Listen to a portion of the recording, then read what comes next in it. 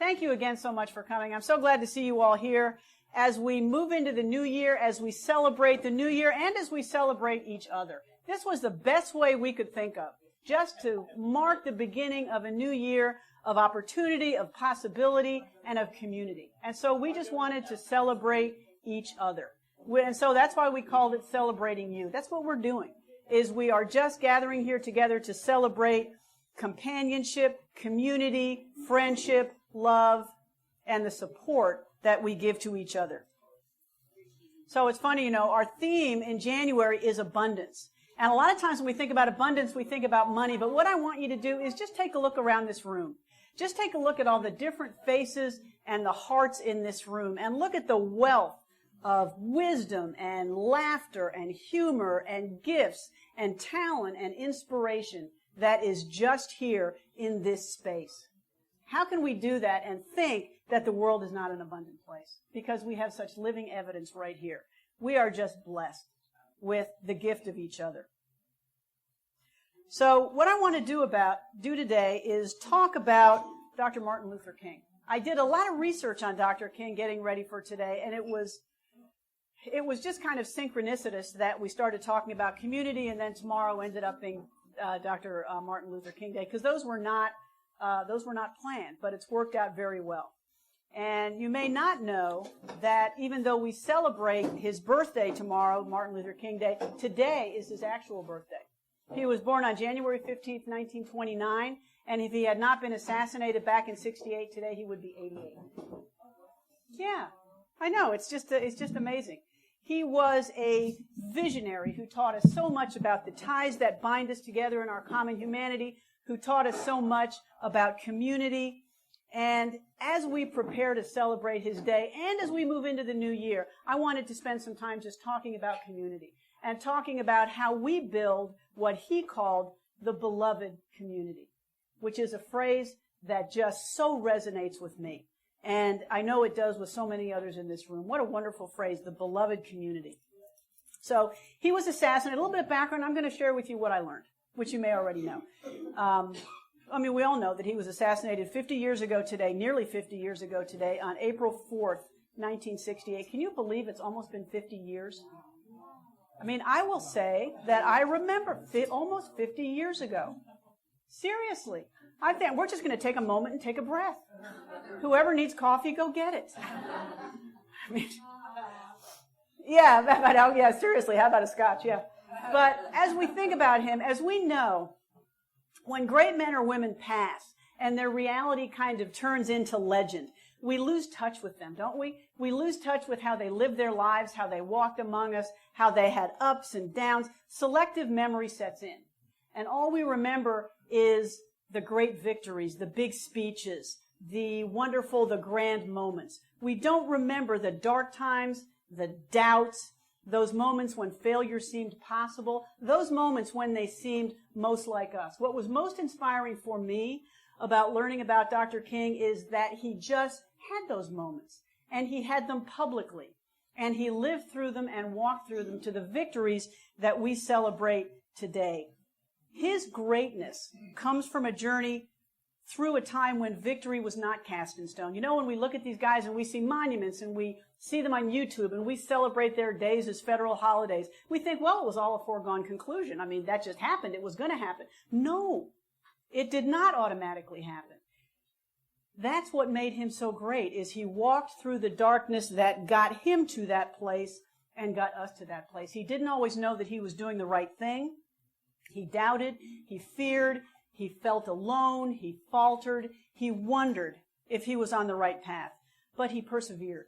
And as he did, as he kept going on that path, his spirituality deepened and his connection to Source began to hum with energy. As a matter of fact, the reason it began to hum stronger and stronger is because he was going through those dark times. Is because as he continued to walk through those valleys, he realized that he was not walking through them alone. Now, one thing I learned about Dr. King, which, I'm sure you all know, is that in his heart, he always considered himself, first and foremost, he said, a clergyman, I am a Baptist preacher. So the language of his journey, the language of his growth spiritually is cast in those terms. It's cast in terms of an evangelical Christian. That's just who he was. He was the son, the grandson, the great-grandson of a Baptist preacher.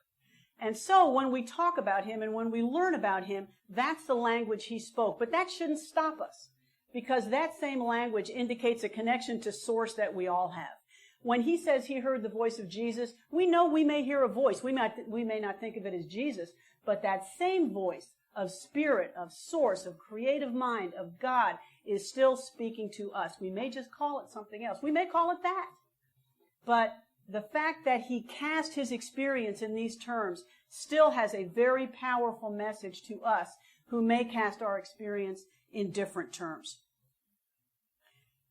His connection with what he called God, what we may call source, deepened because he went through those difficult times, because he persevered through them and knew that he was not walking alone. He moved from abstract, kind of polite theology to direct and profound and meaningful experience of God. You know, we always say that the religion is the study of theology and spirituality is the experience of God, and that's what we try to achieve. That's what we use our spiritual practices to try to achieve. That's what got him where he was going. That's what awoke him to his calling. That's what gave him the courage to stand up and with his body and with his life, as John Lewis said, get in the way.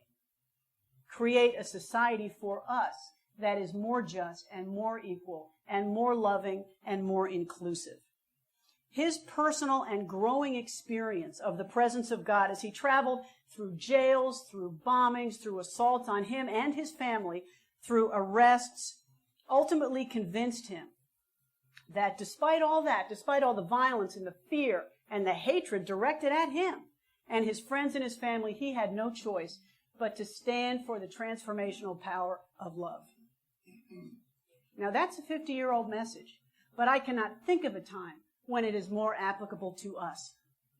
Because we are in troubled times. We are in difficult times, and we have a choice, as he did. We have a choice as to how to face them. And my message today is an invitation and a reminder that the only way to face them is to stand in the power of love. Because it's the only power that will transform hatred into beloved community. He knew that that power would one day defeat the powers of separation and fear and bring us all of us, into the circle of beloved community. So what I want to do is I want to tell you a little bit about his journey, because you may not know. If you do, just forgive me, but you may not. Because, you know, when we think about Dr. King, we think of, I Have a Dream. We think about the March on Washington. We think of his assassination. We think of those big moments. But he had a journey which is not dissimilar to many of us. Because obviously his impact was huge, and we will not all have that. But the arc of his journey was not dissimilar to many of ours. He started small, he doubted, he listened to the voice of Spirit, and over time, he progressed into who he was. He walked into who he was here to be. But it was not an instantaneous thing. He didn't just spring out being the man that we revere today. When he first arrived in Montgomery, Alabama, it was 1954. Okay, I'm not going to ask for a show of hands on who remembers. Okay, we'll get past that. And his goal, civil rights was not his passion. He was going to the Dexter Street Baptist Church. It had 365 members.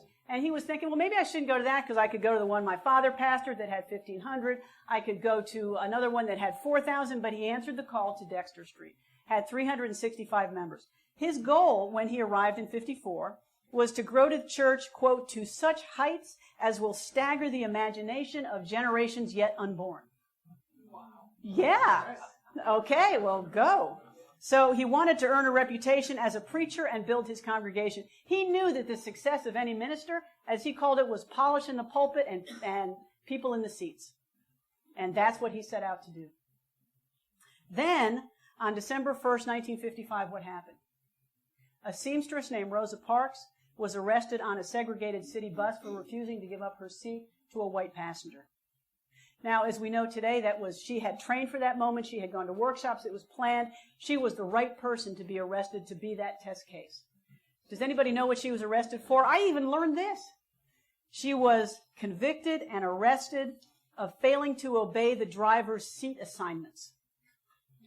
Yeah, that's what happened. Okay, so December 1st, 55, she is arrested. Dr. King is not interested at this point in advancing civil rights. He is building his church. A group got together to organize and implement the bus boycott that we all know about now. They thought it was going to be a one-day boycott, a very short event.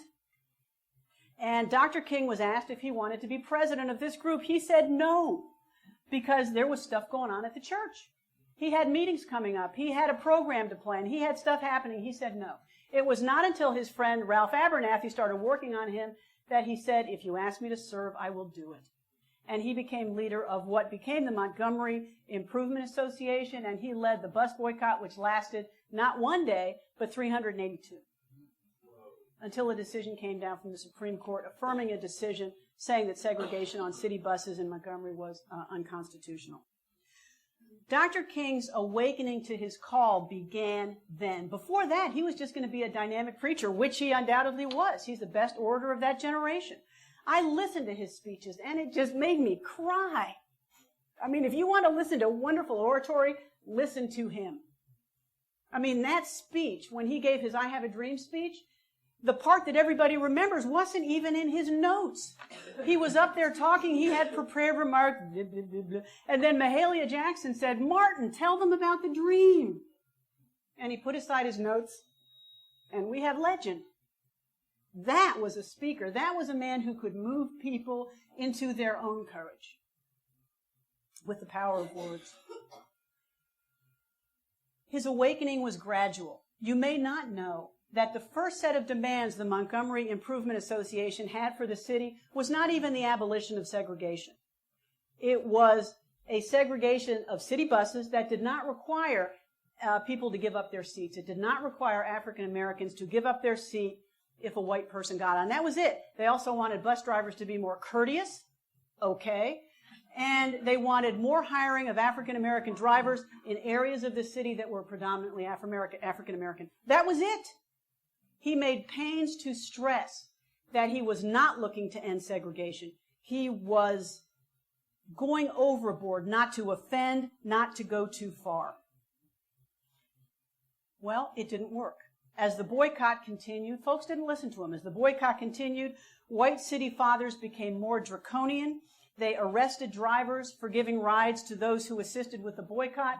They fined cab drivers who did not charge full fare for giving people rides. The mayor of Montgomery announced that he was joining the White Citizens Council, which, as you will recall, was an organization that was started 2 months after Brown versus Board of Education came down in 1954, an organization dedicated to white supremacy. The mayor, Mayor Gale, said that the protesters were after no less than, quote, the destruction of our social fabric. Yeah, that's what happens. That's how fear grows. That's how you create the other. We need to listen to this. The police dispersed those waiting for rides on city corners, cracked down on cab drivers, arrested people on trumped-up charges of loud talking. Don't be doing that. Walking on lawns, or in the case of maids who were sitting waiting to get picked up near their employers' homes, congregating in white neighborhoods. And those folks went to jail. That is how fear grows. The tactics of fear and oppression started to work. Some protesters backed out. It had gone longer than they thought. They didn't think it was going to work. We even saw the employment of fake news. We all know fake news. It doesn't take the internet to have fake news.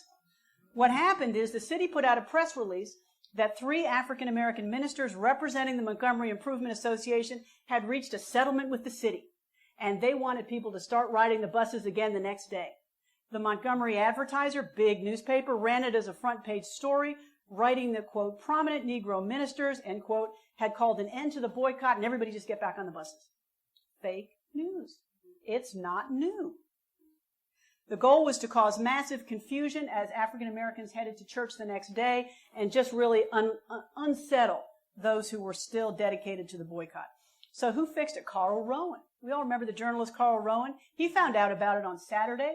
He called Dr. King, and Dr. King, this is funny, Dr. King realized that not everybody was at home praying to get ready for the next day, so he headed around town to the bars, the pool halls, the nightclubs, the juke joints, and he told everybody that this is not true. We're still boycotting. Don't even go with that. And so the next day, Monday, the buses were still empty as they rode around Montgomery. Thanks to Carl Rowan and Dr. King getting in his car and driving around to the bars. By the end of January 1956, however, the boycott was starting to crack, and Dr. King started to despair. He even planned to publish a notice in the paper that they did not want to end segregation. They were not seeking to challenge that rule. He continued to think that he could reason with hatred, that he could talk his way out of ignorance, discrimination, and fear. He had been playing small. And what happened when he played small is the situation continued to go downhill. Do you see how that works? We can't change a situation by continuing to play by the same rules that generated it. And that was the lesson he needed to learn. He thought he could talk these folks out of the way they were behaving, and he was playing by those rules, and it was not working. On January 26, 1956, he was arrested for driving 30 miles an hour in a 25-mile-an-hour zone. Don't you all feel safer? Okay, he was thrown into jail. It was his first arrest of about 28 more. But when he arrived in jail, he was surrounded by people he knew. A lot of friends had been thrown in jail on equally ridiculous charges. And so they sang, they prayed, they talked, they created community right there. And he realized that even jail could be endured for the right cause. He wrote, "From that night on, my commitment to the struggle for freedom was stronger than ever. Yes, the night of injustice was dark. The get tough policy was taking its toll. But in the darkness, I could see a radiant star of unity." What did he start to see? He started to see the possibility of beloved community. He was released that night. The next day, he went to a whole bunch of meetings. As he came home, he received an anonymous telephone call full of profanity and threats and incredibly ugly language. He had been getting 30 to 40 of such calls a day at that point. It said, "Before next week, you'll be sorry you ever came to Montgomery." Click. Imagine getting 30 or 40 of those such calls a day and keeping going. He writes that he was overcome with fear.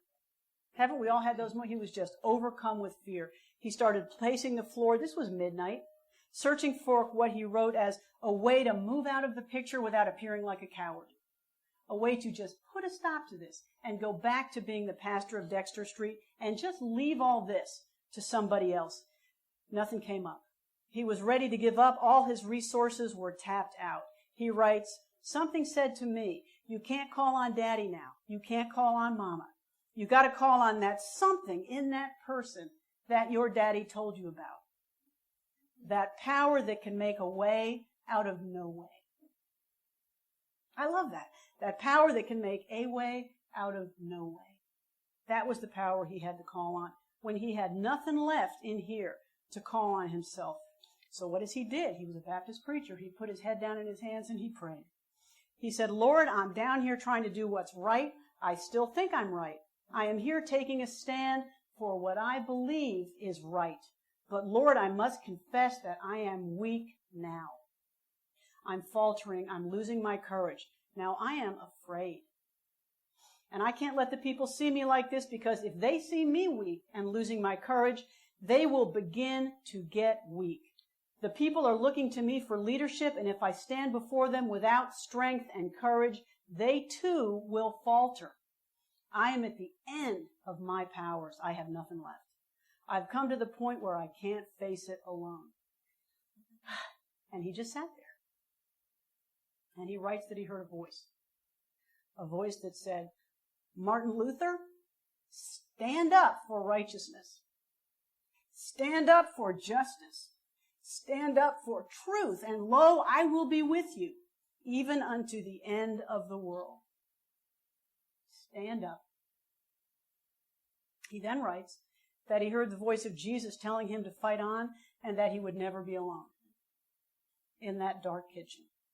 He writes, "I experienced the presence of the divine as I had never experienced him before. Almost at once, my fears began to go. My uncertainty disappeared. I was ready to face anything because of that experience. Not because of something he read. Not because of something somebody told him, because he heard that voice. Because he got to the exact bottom, and this voice told him that he could stand up, even when he had nothing. 3 days after this kitchen experience, he instructed the organization's attorney, Fred Gray, to challenge the segregation laws. He began to advocate for immediate integration, realizing segregation was an evil he could not condone. He apologized because he had not done it sooner. He couldn't do it sooner. That experience transformed him into knowing that he could do it.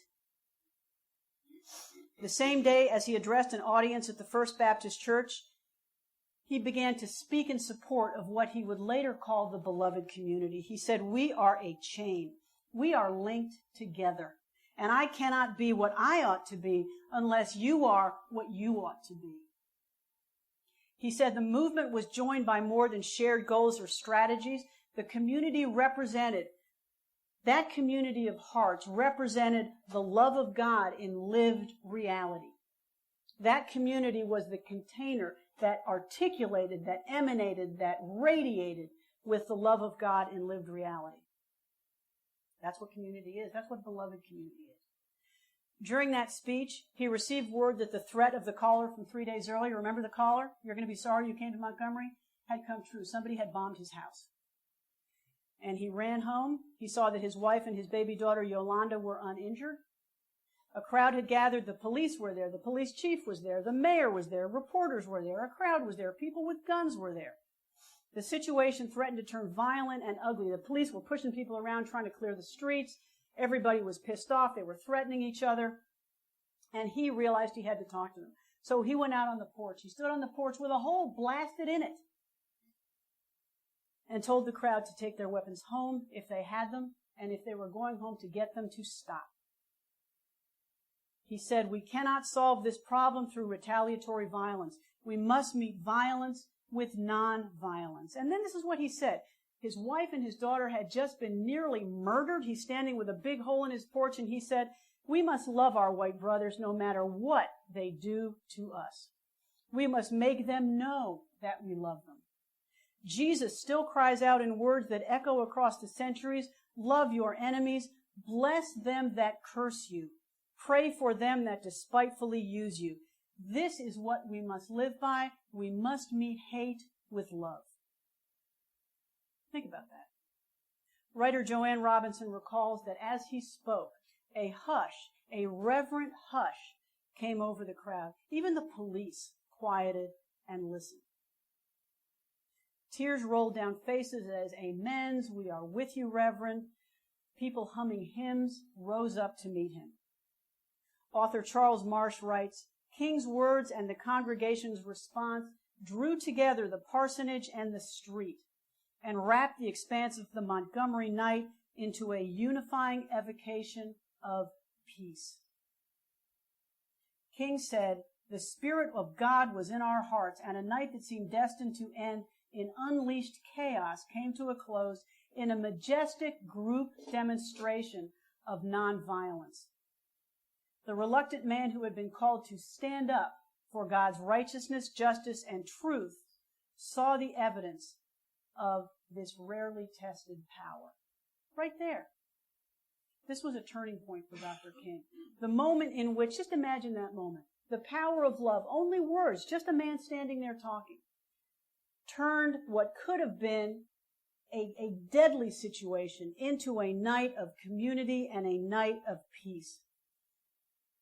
This moment showed him the absolute limitations of the power of hate. It was gone.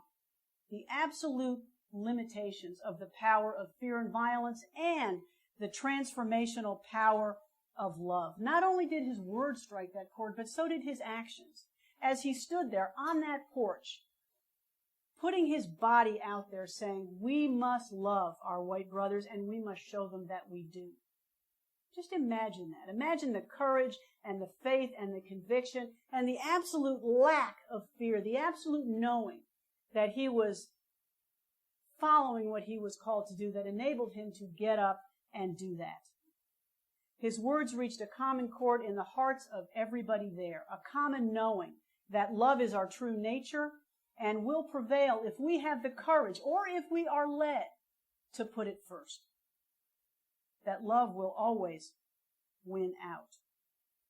He also saw the reality and the power of community. As he spoke, and think about this, because you know this to be true. As he spoke and as they listened, the energy that crackled between them back and forth, that interbeing was the creation of the lived reality of God in community.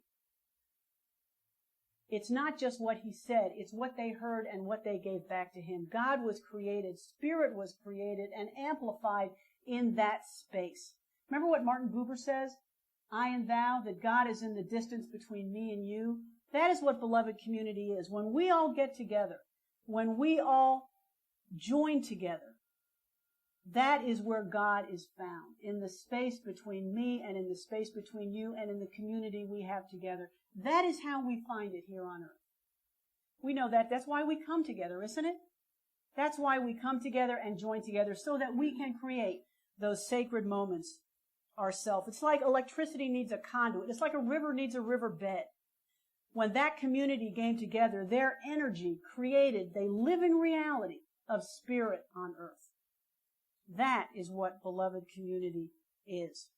From that time on, from that just glimpse, from that moment of possibility, Dr. King understood and taught that the living, experienced reality of Spirit on earth would be found in beloved community. He called it the kingdom of God on earth as well. Charles Eisenstadt wrote a book, The Wonderful World, the Perfect World That We All Know Is Possible. That's called by many different names. But it is a community of the beloved, coming together to welcome each other, accept each other. Differences, no differences, it doesn't matter. Everybody is included in the vision of beloved community. It's what Dr. King called agape love. We all know the three types of love: eros, philia, and agape. Romantic love, sentimental love, agape love, meaning the love of God that excludes no one. Why would it? On what basis would that love exclude anybody? We're all created children of the divine. We are all created from that same wonderful, loving energy that created everything. In Dr. King's terms, we are all beloved because God created and loves us all. From a more metaphysical perspective, we say that we are all beloved because we are all, each of us, as we are right now, perfect expressions of the divine here on earth, to love and to serve and to be with and support each other. We are perfect expressions of the love that created all of us. He described the love that builds beloved community as, quote, an overflowing love which is purely spontaneous, unmotivated, groundless, and creative. The love of God operating in the human heart. He said that agape does not begin by discriminating between worthy and unworthy people. How often do we do that? How often do we choose people that are worthy of our love and just we neglect those that are unworthy of our love? Who are we to do that? Spirit doesn't do that. Thank God. Or else I'd be standing outside that circle quite a bit of the time. So who are we to do it? It begins by loving others for their sakes and makes no distinction between a friend and an enemy. It is directed toward both. Agape is love seeking to preserve and create community. So as we sit here today in 2017, looking at 2017, a year in which we don't know what's going to happen, we know that a lot of stuff will happen. How do we go about creating that beloved community? How do we go about being manifestations of that agape love in our own lives? We know that Dr. King taught that the way you get to beloved community is through nonviolence. That's what he taught. And why? It's because nonviolence and agape love do not seek to win. What they seek to do is bring into the circle those who previously fought. They do not seek to prevail. They seek to make friends of the oppressors and the oppressed. He wrote, the aftermath of violence is the creation of the beloved community, so that when the battle is over, a new relationship comes into being between the oppressor and the oppressed. That's what we're looking for. We're looking for a new relationship. Why? Because when you win, you win. But what happens in the next 5 minutes? You're still left with somebody who feels defeated, somebody who feels resentful, somebody who is looking for the opportunity to win the next time. That's not new relationship. The way we build community is by building a new connection, by not worrying about winning, by convincing others, by showing others that love is the only way to prevail. Now, we don't use the terms oppressor and oppressed today so much, so let's take those terms out when we're talking about building new relationships. Let's use terms we use today. Let's use liberal and conservative. Let's use Republican and Democrat. Let's use whatever terms come to mind. Let's use Christian or Muslim. Let's use native born or not. Let's use whatever terms we use today to create the other. And let's think about how we move forward to build new relationship with everyone. New relationship with those that we may regard as the other. New relationship with those who regard us as the other. A relationship that brings home to us, all of us, the promise of peace, prosperity, and community. History is full of lessons that war does not end when the weapons are put down. Peace does not start when people stop fighting. What is it? It's just the cessation of war is just an opportunity to reload. That's not peace. Peace is working together in that new relationship where all are welcomed and all are included. At times we glimpse those relationships, as he did that night in Montgomery. Or remember a couple weeks ago I talked about that night in 1914 when the combatants in the Western Front put down their arms and instead of shooting each other, they came together to celebrate the Holy Night of Christmas Eve. That was a glimpse of the possibility in beloved community. We do it by not just being nonviolent in our actions, but by also being nonviolent in our hearts, in our words, in our intentions. It's not easy, but that is the only way to build this community, to look out at the world with eyes of love and reconciliation and healing, to get up every morning and say, I will be an agent of the love of Spirit today. What can I do to improve my world today? To make it a better day at 6 o'clock tonight than it was when I got up. So, let me end with a quote from Dr. King, and then we can get back to our delicious brunch. This is what he said. He said, the end is reconciliation. The end is redemption. The end is the creation of the beloved community. It is this type of spirit and this type of love that can transform opposers into friends. It is this type of understanding goodwill that will transform the deep gloom of the old age into the exuberant gladness of the new age. It is an overflowing love which seeks nothing in return. It is this love which will bring about miracles in the hearts of men. So as we go into 2017, let's just challenge each other to build that beloved community, to be that presence in every choice, in every interaction, in every place we are. And when we do, when we stand here next year, we will look back on a year well lived.